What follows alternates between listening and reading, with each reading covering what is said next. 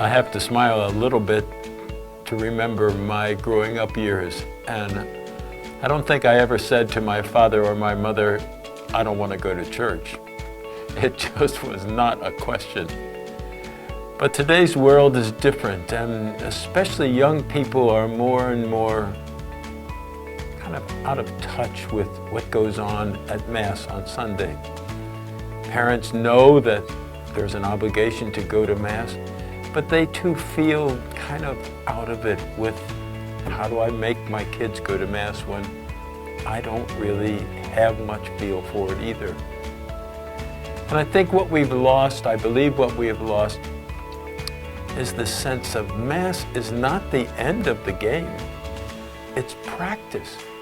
Mass is the place where we practice how to love one another. And so church, going to church and gathering is our practice time.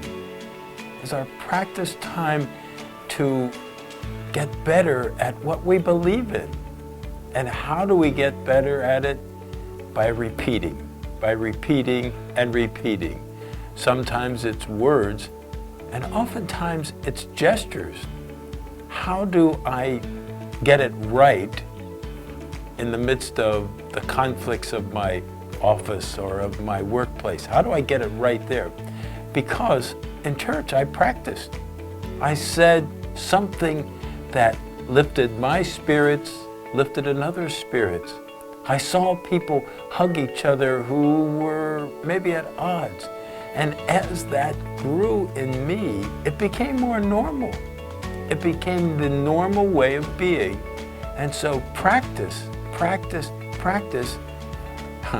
There's an old joke about how to get to Carnegie Hall. Practice. And our practice is actually doing the faith that we believe in. It's just doing it. And how do we do that? Day after day. Our prayer life is a way of reminding us that we're not in this by ourselves. There's always a God pushing us forward, saying, yes, you can do this. Is it hard? Yes, it is hard. But is it rewarding? That is the real joy. The joy of seeing the people celebrate at the end of a winning game, seeing a concert master just bow in the applause of the audience. That joy is what comes to us when we do as we believe. And how do we do that? Practice.